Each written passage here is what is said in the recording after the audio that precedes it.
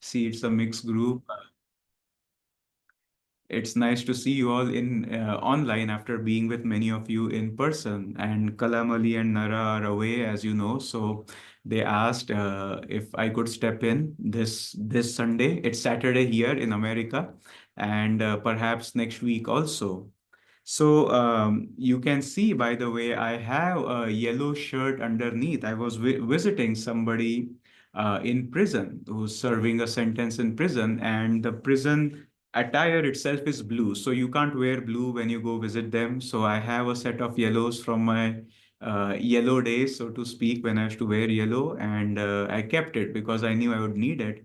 But then I have this shawl of blue which I can use. So anyway, if you see some yellow flickering there, that's the reason.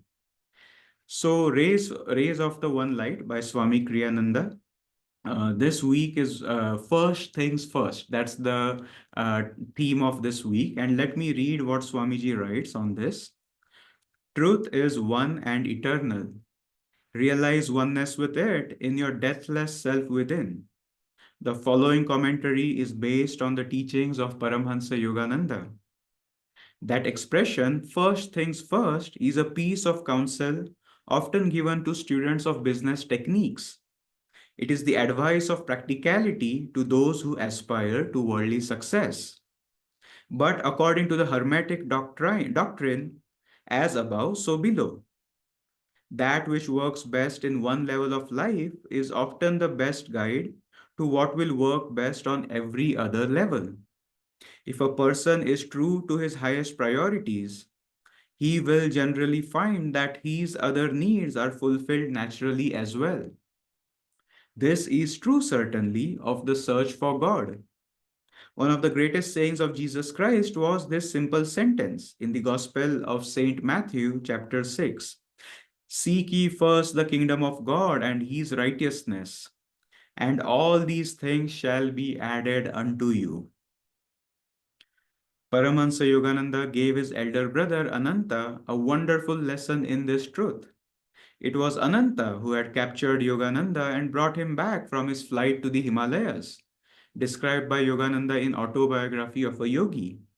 In Yogananda's book, we read how Ananta later challenged Yogananda in the city of Agra to pit his divine faith against such quote unquote practical worldly considerations as the need for earning a living.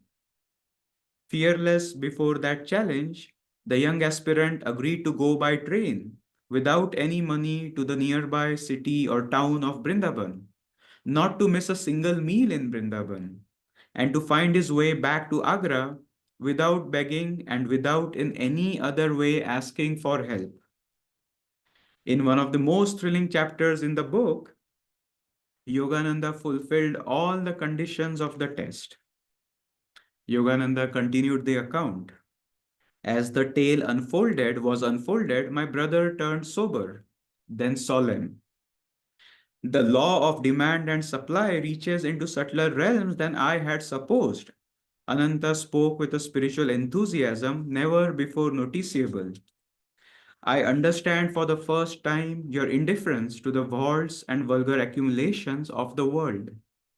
Late as it was, my brother insisted that he receive Diksha or initiation into Kriya Yoga. As the Bhagavad Gita puts it in the ninth chapter, those who worship lesser gods go to their gods, but those who worship me come to me. Thus, through Holy Scripture, God has spoken to mankind. Om, Om, Om.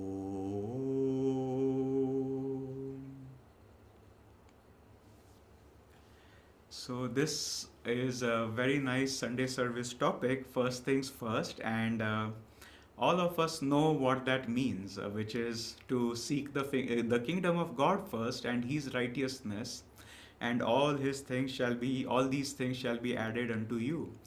But you know, the Sunday service topics, even though they are only 52 or so, every minister, every teacher, and often the same teacher, when he has to do it again and again, learns to pick it up by a different thread. And it's both interesting, it's both adventurous, but it's also challenging.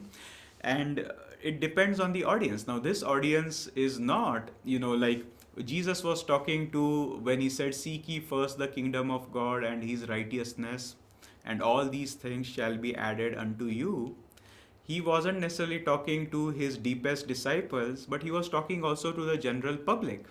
And so this was new information for the general public. "Seek ye first the kingdom of God and his righteousness, and all these things shall be added unto you." But I think for this group, they know this already.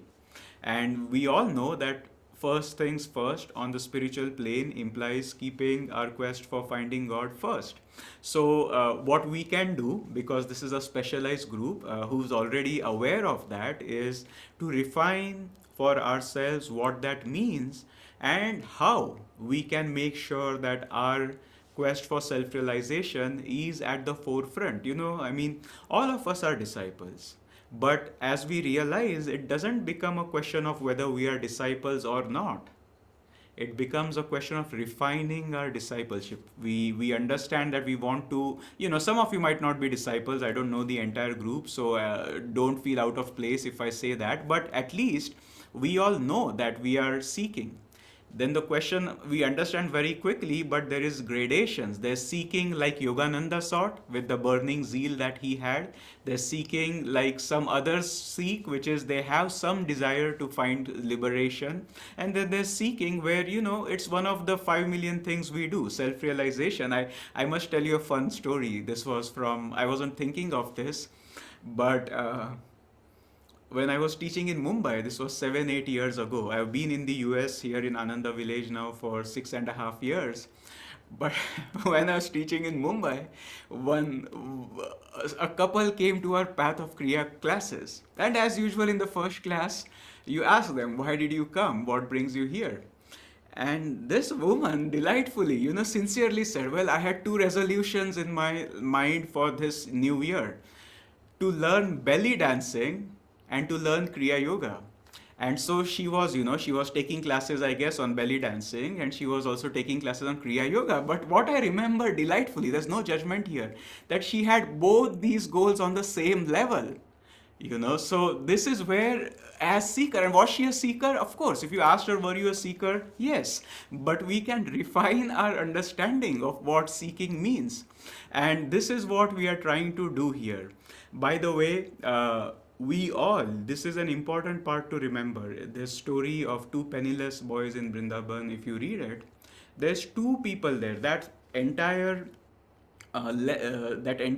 chapter involves three people: Yogananda, his friend, I think Jitendra, and his brother Ananta. All three of them had extraordinary demonstration of divine blessings. Yogananda perhaps the least of them, because he was already one with the divine. So what happened was not new stuff for him. That whole plot was played out, so to speak, for his companion, who was very much a doubting Thomas, if you read Two Penniless Boys in Vrindavan, and for his elder brother, who had made that challenge. But isn't it amazing that of all these three people,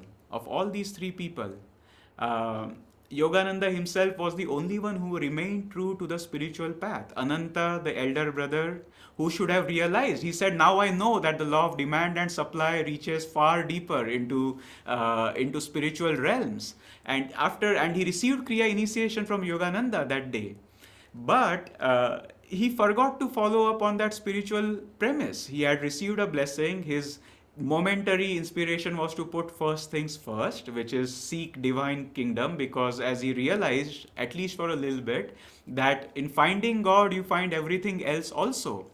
But then he forgot about it, and he went back to his original way of living. And Jitendra, if you remember in the story, he was always pinching Yogananda here and there, saying, "Where is our food? Where did you get us? Man, you got us into a mess. How did I ever agree to come with you?"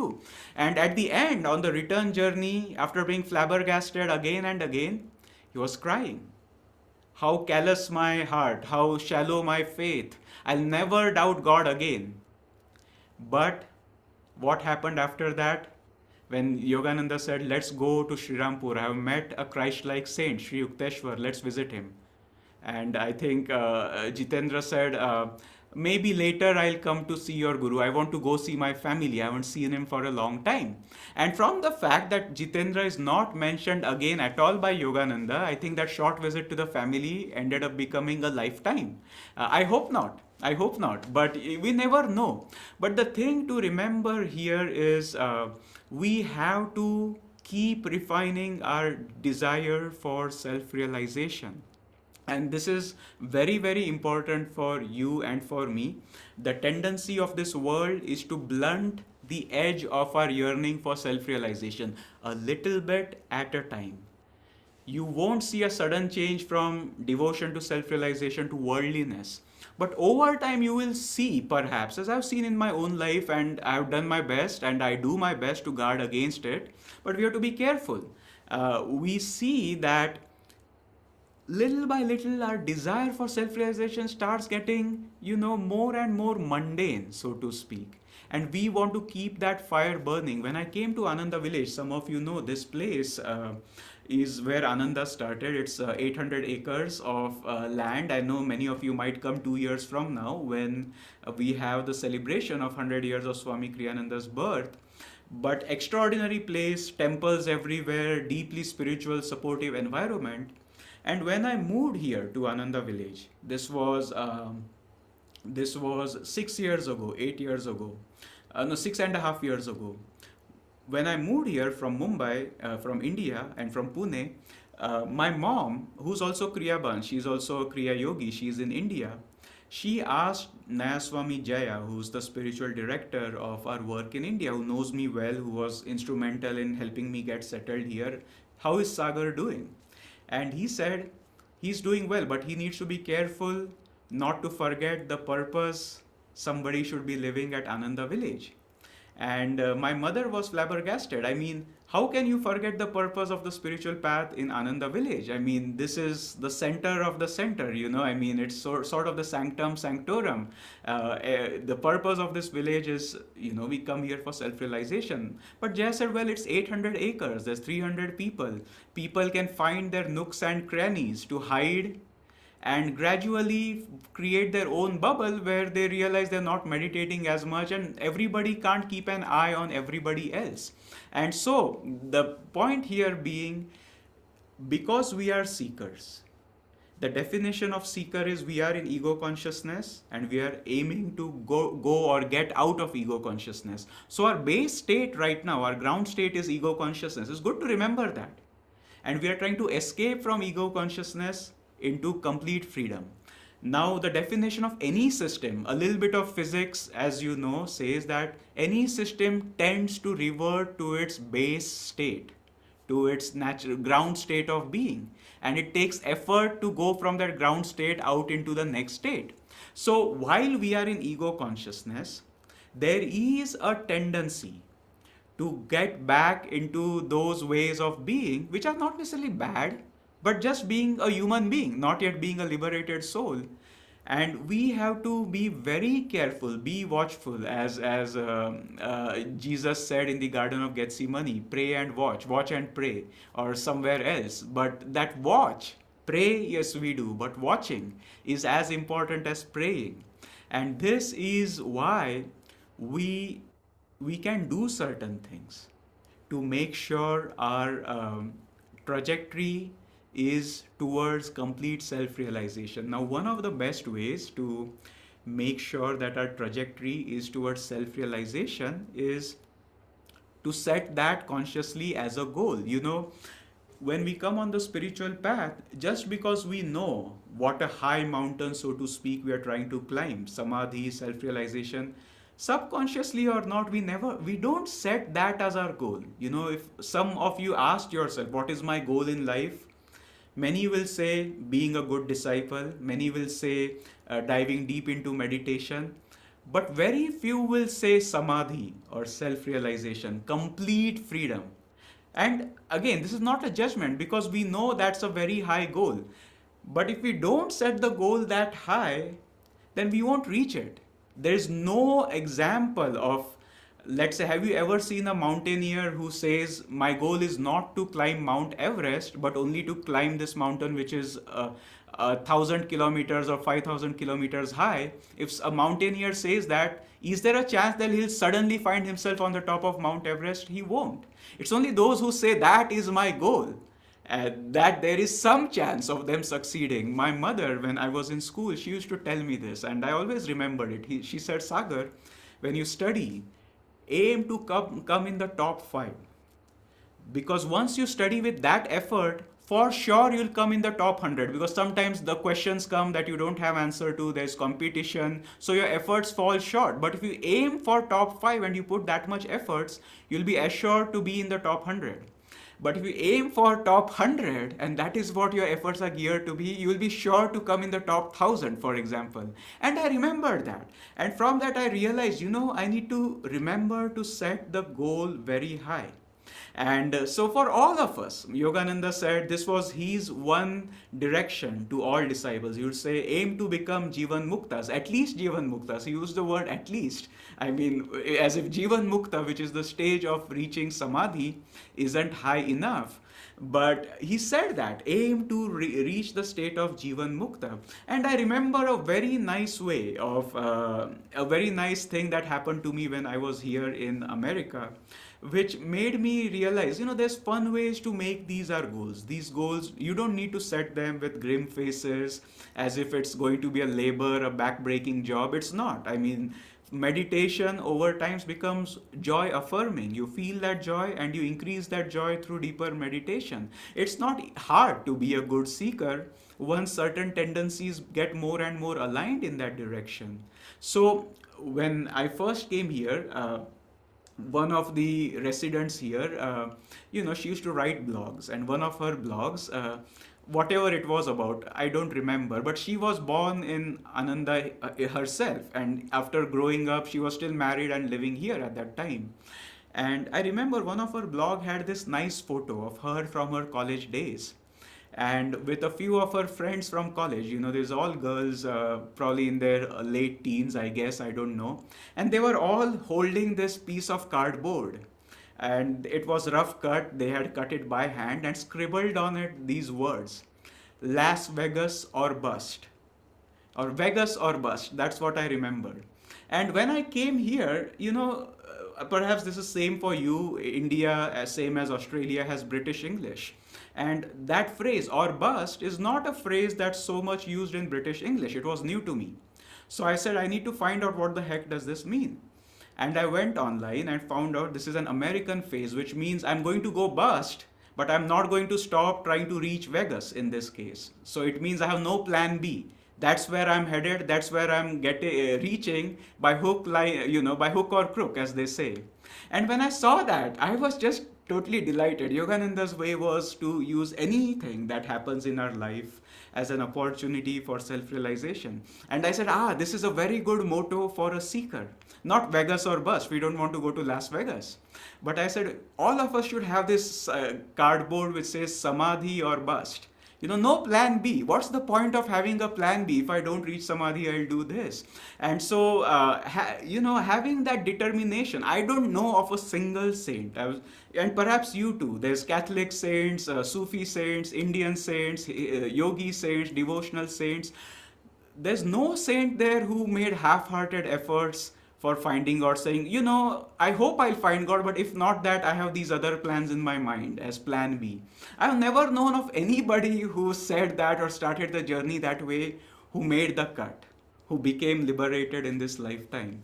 And so there is a lesson there. We have to make sure we don't sell ourselves short, so to speak. We have the tools, we have the teachings, we have the techniques, and thanks to you all coming together in this manner to support each other, we have the power of satsang. Yogananda, he wrote something very interesting which I want to share.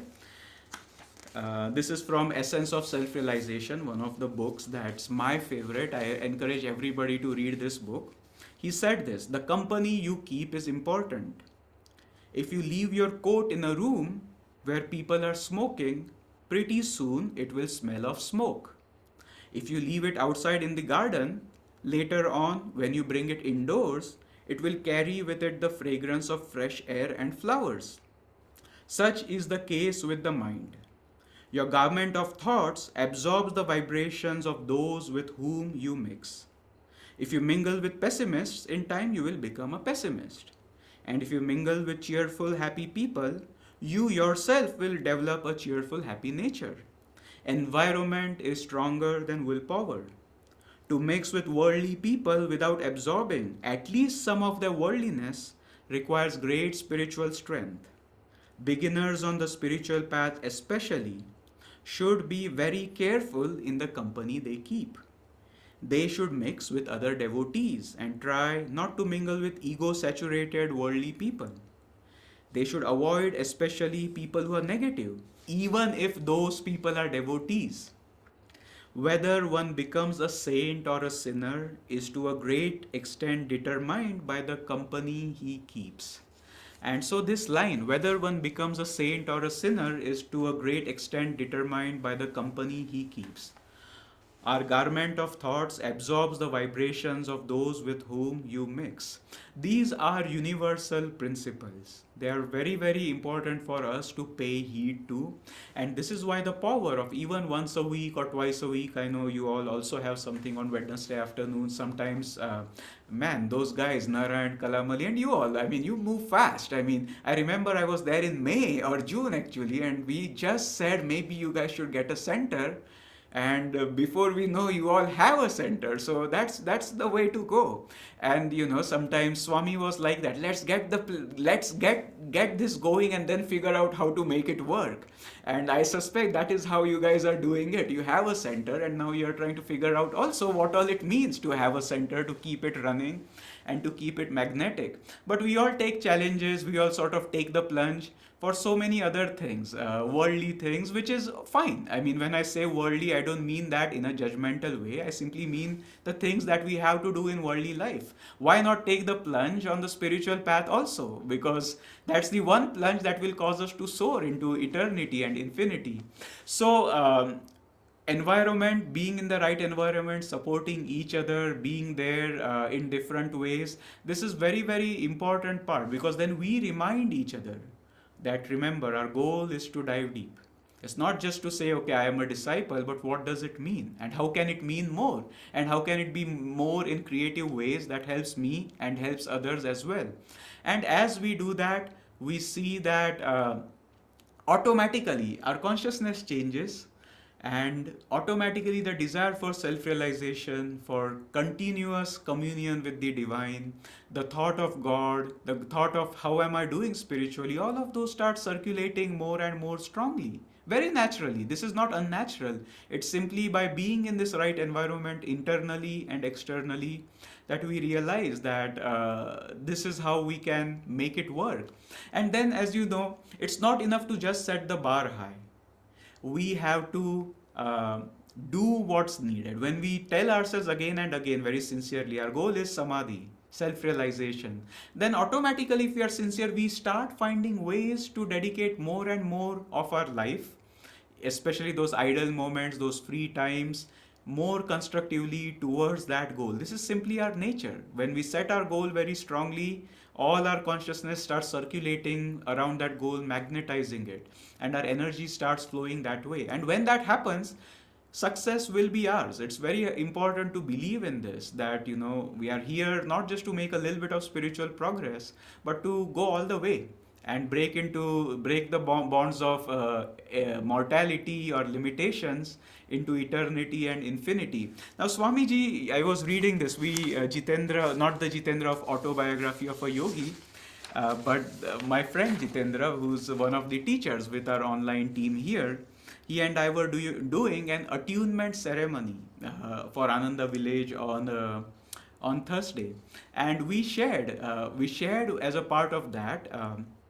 An excerpt, because there's a talk that needs to be given, and I said, instead of a talk, let me read to you something Swami Kriyananda wrote about a very peculiar principle that he used for worldly, quote unquote, worldly success when he was in college, and which he said is actually a spiritual principle that works and that he encouraged all of us to also put into practice.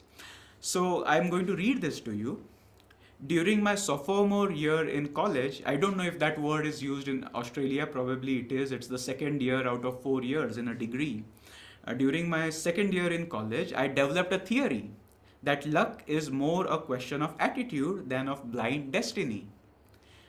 I told my friends, if you want to be lucky, expect to be lucky. Then make your expectation dynamic by going out and meeting luck halfway. Don't wait passively for it to come to you. Amazing things started happening to me as soon as I myself began living by this principle. The only chapter, and then he gives these examples. The only chapter out of many that I studied for a Greek exam turned out to be the one we were asked to translate. In fact, in that exam, Swami turned out to be the one of two people who graduated that exam from his class despite not having studied at all. Just he ended up choosing the right chapter. Uh, I entered an essay contest for $100 prize. Not because I knew the subject, I didn't, but because I needed the money. This was again, Swami wanted to do a cross country tour. He wanted to explore if people in rural areas were calmer and more peaceful just because they were closer to nature, and he had no money. So, this was one way he thought he would get money. The subject was the basic principles underlying the government of United States, and it must have sounded as formidable to others as it did to me, for luckily, the history, law, and political science majors among my fellow students kept out of the fray. And I was the only contestant. So the way he won the prize of $100, this was in 1940s, a lot of money, was because nobody else submitted an essay. So he won by dint of being the only entry for a $100 prize. I also won a $15 prize in a poetry contest. Then, with $115 in my pocket, I set off to spend my summer vacation in Mexico. Hitchhiking, I started from Boston. The next day, I was offered a ride from Philadelphia all the way to Mexico City, 3,000 miles, that's 5,000 kilometers.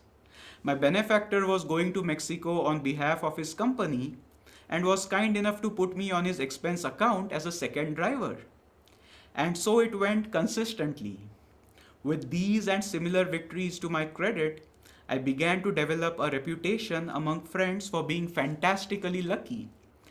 Among my relatives, my so-called luck became legendary. With, and then several months later, I fell ill. Illness lowered my energy level and consequently my expectations of life. During this period and until I once again regained my customary energy level, Lady Luck abandoned me. Potential energy isn't enough according to this theory. It must be kinetic. That is to say, it must be applied actively. The greater the obstacles, indeed, the greater must the flow of energy be. The reason, and then Swami goes on, but the reason I'm reading this is Swami's maxim is a very important one. He said, expect to be lucky, and then just don't sit there waiting for luck, but make your expectation dynamic by going out and meeting luck halfway. And so we are not expecting necessarily to be lucky, we are expecting to be in samadhi. Remember, that's our thesis. And the same principle applied there means expect to reach samadhi, but then we don't just sit there and hope that it comes to us.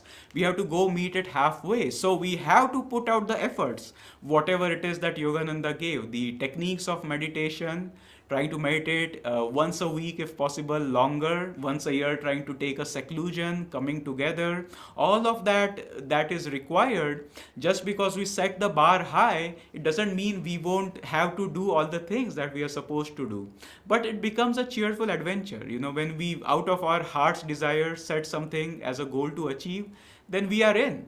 And it doesn't really matter whether going is hard or easy, but luckily the going is not alone, and that is a big thing. We have tools, we have techniques that people with different temperaments can use, people with different health conditions can use. Everybody has something, or in fact many things that they'll find they can use.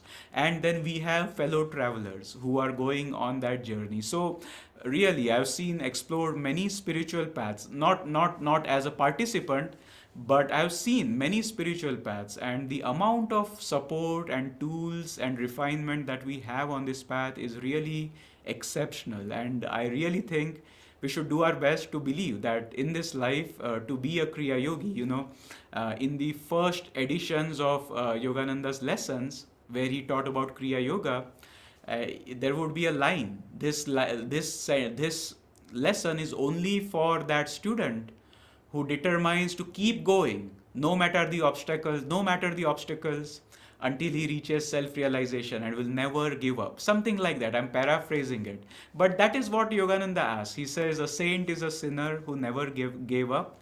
And it's not that they were extraordinary when they started, but they kept going. They kept going and they kept going. And one day, as Lairi Masha used to say, Banat, Banat, Banjai. And suddenly we realize, striving, one day we are there. So it's great to be a part of this sharing today. Unexpected, but very nice. And I'll turn this back to Tracy to tell us what comes next.